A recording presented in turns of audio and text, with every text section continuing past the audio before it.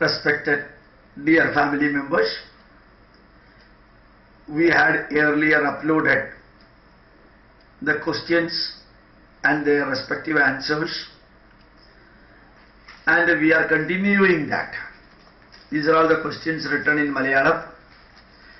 However, I will be translating the questions into English, and the answer will also be given in English, so that I can avoid describing many subjects.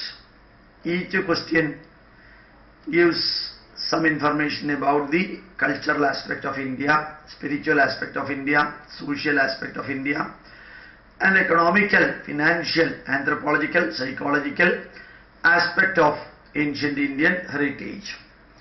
The first question here is, in the Jambudvipa, Jambudvipa means Asian continent, many small countries were there.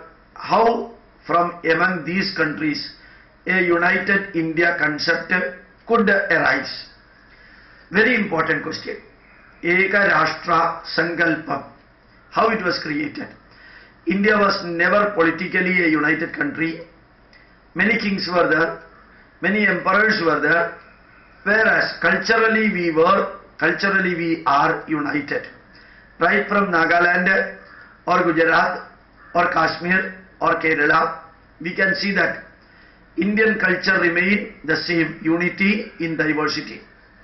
Just like now we have got a Congress ministry in Kerala, AIADMK ministry in Tamil Nadu, and a TRS ministry in Andhra, or Chandrababu Naidu ministry there, BJP ministry in Madhya Pradesh. So politically we were different, we are different to some extent, but the thread which united us as Indians, it is the cultural heritage. It is the Ramayana, it is the Mahabharata, Vedas, Vedangas, Upanishads, our customs and rituals, Indian spirituality. These are all the cultural foundation stones which united India as a single nation. What is meant by Semitic religion? Semitic religion, particularly Christianity and Islam, always used to say only our God is correct, our pathway is correct, our book is correct, our pilgrimage is correct. Only what our son of the God or prophet said, everyone should follow that, then only they will be reaching the heaven.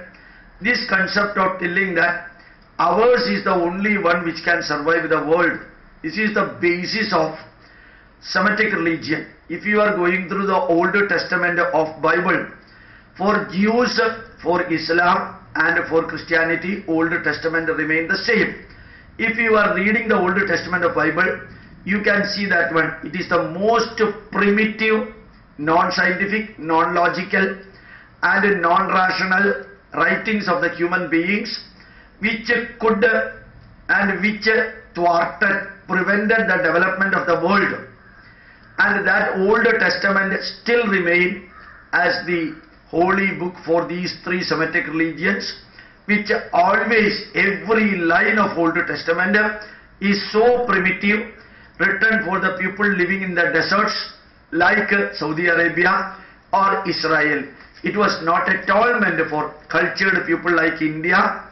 However, using the money power, muscle power and rulers' power, they could convert the poor Indians into the trap of Semitic religion through the cardinals, through the bishops and through the nuns and so on. Not because of the merit of the Semitic religious books, but because of the cheating, fraud, crooked method adopted. Through swords and words, the Semitic religion could flourish in the world. How could you be intolerant towards other religion? Hindus were always tolerant. Hindus always said Loka Samasta Sukino Bhavantu. Hindus never said Bharatiya Samasta Sukino Bhavantu. Hindus never said Haindava Samasta Sukino Bhavantu. We always prayed Sarve Bhavantu Sukinaha, Sarve Sandhu Niramaya, Sarve Bhadrani Pashyantu Maha Kaschid Dukkha Bhavet. However, our tolerance, our simplicity, our non-violence, these were all looted through cheating, fraud and corruption and as I said earlier, through the money power and muscle power, they could convert poor Hindus into Christianity and some other religion. So if somebody is not opposing it, somebody is not bringing the truth about these type of conversions, then again it will be continued. So I have taken the responsibility to behave like intolerant. However, in our organization, many Christians are there, many Muslims are there. In our schools, many Christian and Muslim teachers are there. Even in our temple, many Christians and Muslims used to visit and worship. So, we are not against any religion. However, this fraud, crooked and cheating method of cheating Hindus, that cannot be tolerated. That is my intolerance. How this horoscope matching for the marriage be justified? In fact, in ancient India, the horoscope matching was in a different way. It was not a nakshatra matching. It was Vidya, Vittam, Kulam, Rupam, Manam, Sheelam, Arogyam and age, Prayam. Vidya, academic qualification. Vittam, financial qualification. Vidya, Vittam. Kulam, the heritage, the traditions, etc. Vidya, Vittam, Kulam. Rupam, the size and shape of the individuals. The bride and the bridegroom. Vidya, Vittam, Kulam, Rupam. Manam, the mental attitude. And Vidya, Vittam, Kulam, Rupam, Manam. Sheelam, the characters. Prayam, the age. And Arogyam, the health condition. These were the 8 conditions monitored, evaluated, understood and analyzed for bringing a bride or bridegroom together or for arranging a marriage among or between the family and so on. So, next question, Upanishad. What is the meaning of Upanishad? Upanishad means bringing nearer to the absolute truth, bringing nearer to the final truth of divinity. Upanayanam is also the same meaning, bringing nearer to the absolute truth. Next question, are texts or verses in Manusmriti added or edited by Britishers? Britishers might have done addition, deletion, modification and according to their fancy and whims, correction also. So Britishers have done the maximum for changing the mind of the Hindus and filling in that place the biblical thoughts, for spreading Christianity, for pumping Bible into the mind of the Hindus. The Britishers completely changed our heritage, including translation, including commentary, interpretation of many of our literature. They have done their worst, and the same is continued by Jawaharlal Nehru and his family. What is the way to reproduce our lost scriptures? People should start finding out whether they are available in the foreign countries. If they are available, that will not be given to us. However, we can try our level best to take a copy of that, print it and spread it throughout India. That is the only way. What is your opinion about Sudarshana Kriya by Sri Sri Ravi Shankar? Is art of living a better way to learn meditation? If you find it as a better way for learning meditation, follow that. Different type of people, different group of people having different background, they can enjoy very well the Sudarshana Kriya. Particularly Westerners could experience it very well. So Sudarshana Kriya is an excellent method, even approved by World Health Organization. And remember that any method developed for making the meditation easy, that can be adopted, whether it is Sri Sri's method or somebody else's method. If it is useful for you, follow that one and go ahead. What is the difference between Hinduism and Buddhism? Many aspects of Hinduism has been borrowed by Buddhism, and Buddhism is the simplest religion in the world, and the smallest literature Dharma, and keeping Buddha as an avatara, following his methods, following his advices, following his guidance, one can become a Buddhist.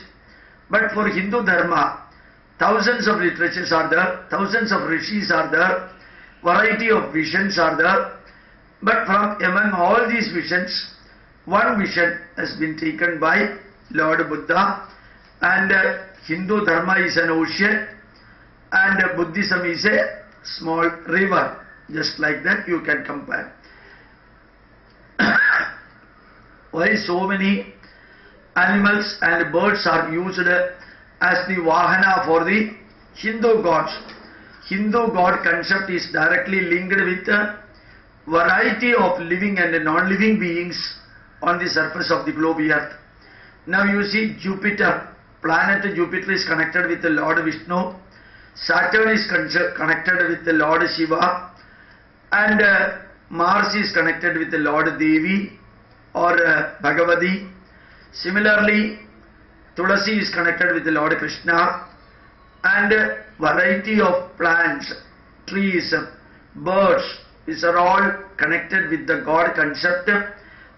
Through this, creating the concept of divinity in the plants, divinity in the birds, divinity in the animals, we can assure that they are all protected in the globe earth.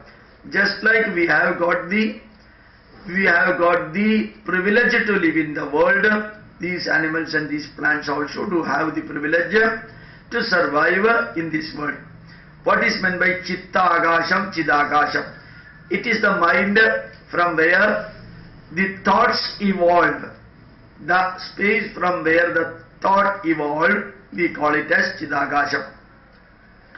Why we are performing the worship like this for Ganapati, for different gods or deities? We have got a different type of rituals. So somebody might have developed that type of rituals for Ganesha. But remember that it is not merely meant for Ganesha. For all deities we can perform this type of prostration or Vandana method. What is Deva Ganam, Asura Ganam and Manushya Ganam? What is the difference between these two? Depending upon the star in which an individual gets his or her birth, 27 stars are divided into 9 each. 9 stars are Devagana. If somebody is getting their birth, his birth or her birth, in one particular star he will be Devagana, some other star he may be Asuragana, some other star he may be Manushyagana. It has got nothing to do with the character and the quality or the professional skill or scholarship of the individual, merely based on that particular star he has been or she has been classified into Devagana, Asuragana or Manushyagana. Remember that if the same fellow is coming to this earth through caesarean operation, the previous day or next day, his Ganam can be changed. If you want to change the Ganam of the individual, just perform the caesarean operation in the previous day or the next day. So Ganam changing is just like your part of the body changing or fixing the teeth in your mouth. So Ganam does not mean anything. It does not have any scientific, rational or logical approach. It is nothing but humbug and nonsense as far as the individuals are concerned. The spiritual leaders like Ramakrishna Paramahamsa, Swami Vivekananda lead simple lives. But today the spiritual leaders are extravagant. Is Hindu way of living and Hindu culture promoted by them in any way? Anybody has got the freedom to live the way he or she likes. Once you are a sannyasi, it does not mean that when you should starve daily, you should sleep in the floor and you should not be luxurious, you should not wear good dress. It does not mean like that. Just like American President Franklin said, leading a luxurious life is not a sin. Becoming rich is also not a sin. So any sannyasi or anybody can live a good glorious life, but only thing, he should perform good acharas, he should guide the people nicely, and he should motivate the people. As a sannyasi, his role is doing the things and making the things done perfectly with the spiritual angle, but extravagance and luxury should not get projected beyond a limit. If that happens, the tyaga bhavam expected from a sannyasi will get dissolved. Tyaga bhavam. Yajnarthat karmanonyatra logoyam karma bandhanaha tadartham karma kaundeya mukta sangha samachara. A sannyasi is expected to get relinquished from the luxurious way of attractive materials, luxurious way of life. So remember that these are all not that important, but how and what he delivers to the people, what he does, how he does, when he does, where he does, why he does, how he does. These are all the things which is more important than his lifestyle. Why there is a moon, arc moon in Lord Shiva's head? What I could see in Kailas, Mount Kailas, on a full moon day, just above the Mount Kailas, the moon could be seen so beautifully. Maybe a pleasant impression creation. Scientifically, there is nothing to explain for the moon in the head of the Lord Shiva. Sometimes Puranic stories may be giving some explanation for that. But remember that those are all only stories, not celestial bodies or space science or anything like that. Only just stories. What is the principle behind worshipping the serpent, cobra and other things? All whatever has got power, force, energy, Indians used to worship. We even worshipped a tiger and a lion. Swayameva Mrigendrada. Wherever energy is there, wherever power is there, wherever muscular and mental power is there, we always worshipped them. Even rishis were worshipped for their mental power, not physical power. Kings were worshipped for their physical power. And some trees are worshipped for their medicinal power. And some animals are worshipped for their muscle power. So you can see that one, worshipping the power, the energy, that is what every Indians did. What is the vastu behind it? Vastu, what is the science behind vastu? There is not much science, but remember that vastu for Kerala is different from the vastu for Tamil Nadu. Vastu for Karnataka and vastu for Andhra and Orissa are all different. It's mainly connected with the sun rays, the air flow, the rain and the climatic conditions. So vastu should be linked with the climatic conditions. Further questions are there, it will be explained next day. Thank you very much. My pranams to you.